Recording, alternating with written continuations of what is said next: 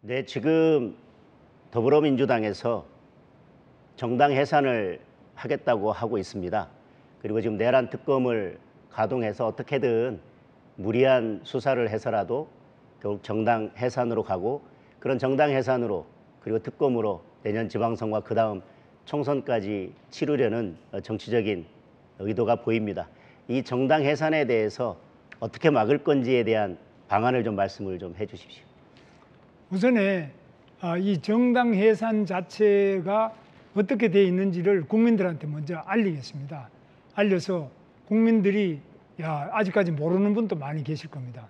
그리고 두 번째는 이런 정당 해산은 우리나라 역사에서 뭐 특별한 어떤 국가보안법 위반이라든 이런 통진당 이런 거 빼고는 없었습니다. 그래서 우리 제1야당을 해산한다는 이런 유례없는 역사적 폭거다, 그걸 알리고, 세 번째는 바로 이렇게 정당을 해산하게 되면 일당 독재가 돼서 북한의 조선노동당 일당 독재와 똑같아지는 암흑천지로 바뀐다는 것을 국민들한테 말씀을 드리고, 그리고 우리 모든 국민들과 함께 모여서 이 정당 해산을 반대하는 여러 가지 법적 절차, 또 행정적인 네, 알겠습니다. 모든 국민 운동을 전개하겠습니다. 예, 또 국민들과 다 같이 모여서 또 반대 운동 하신다고 하는데, 네. 저는 이 정당 해산 논리 자체가 저는 법적으로 맞지 않다고 생각합니다.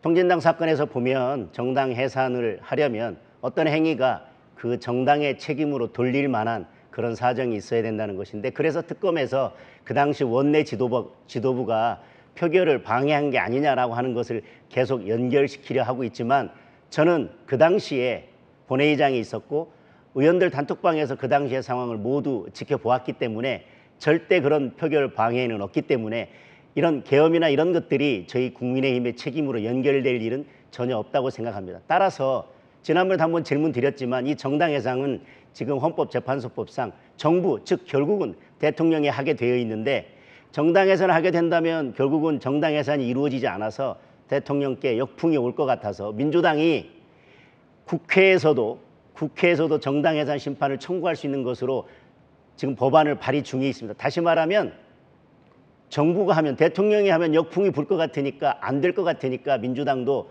국회에서 하려는 법을 만들고 있습니다. 그 자체가 정당 해산이 말이 안 된다는 것인데, 국회 다수 193석의 다수의 횡포를 어떻게 막아내느냐, 이게 중요하겠죠. 그래서 국회에서 193석의 다수 막는 게 중요한 게 아니라 지금 국회에서도 정당 해산을 할 수 있도록 법을 만든다는 것 자체가, 네, 더불어민주당도 이것이 법리에 맞지 않고, 만약에 대통령이 하게 되면 결국 역풍이 와서 결국 지지율 하락으로 이어질 거기 때문에, 민주당은 늘 탄핵도 하고 하지만 어떤 책임도 안 지고 그동안 해왔던 것들에 대해서 전혀 국민들께 부끄러움을 못 느끼기 때문에 이 정당 해산도 안 될 것이 뻔하기 때문에, 저는 국회에서 정당 해산 심판을 청구할 수 있도록 법 개정안을 내놨다, 이렇게 보고 있습니다. 지금 저는 민주당이 말이 안 되고 논리가 안 되고 앞뒤가 안 맞는 그 불법적인 일을 한두 개 하는 게 아니지 않습니까? 예, 그래서 그런 식의 안이한 생각. 그래서 이제 이런 결국은 이런 것들을 싸워 나가려면 결국은 이 모든 것들은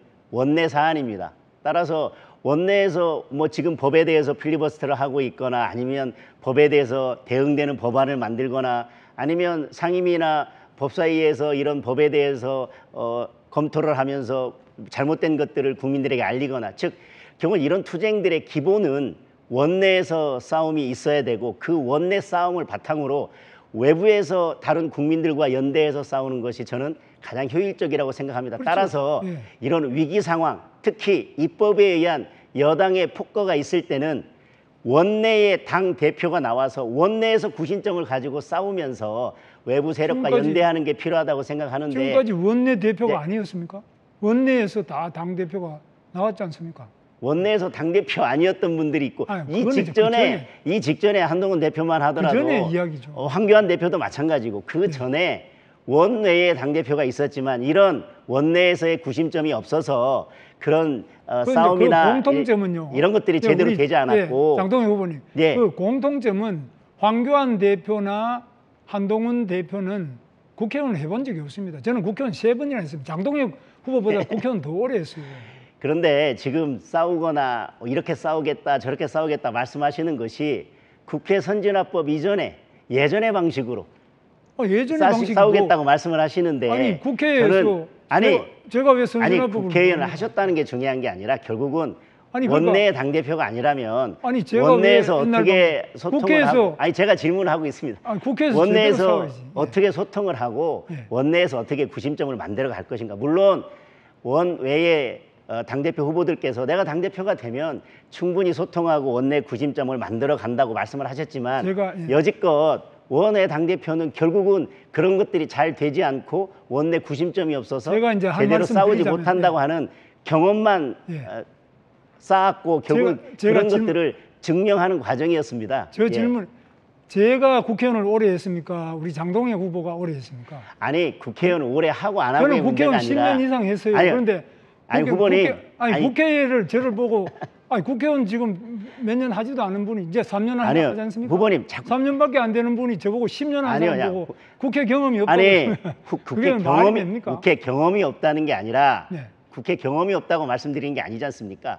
원내에 있어야 원내 의원들과 소통이 되고 그리고 원내에서 구심점을 가지고 싸우는 전략을 세우고 원내에서 싸움할 수 있는 그 구심점을 바탕으로 그 힘을 바탕으로 원외 세력들과 합쳐서 싸울 수 있다는 말씀을 드리는 것이지 그러니까 지금 이제 지금 현재 원내냐 제가 답변할 수가 원내냐 조금- 아니냐의 문제인 것이지 지금 이렇습니다. 국회의원 예. 경험이 있다 없다의 문제로 제가 지금 질문 드리는 것이 아니지 아니 뭐 않습니까? 지금 방금 말씀이 저를 보고 원내에 있다 그러시는데 원내에서 할 수 있는 게 있고 원내에서 할 수 있는 게 있는데 지금 국민의힘은 원내가 소수당이기 때문에 필리버스터 외에는 다른 방법이 별로 없어서 지금 필리버스터 중이지 않습니까?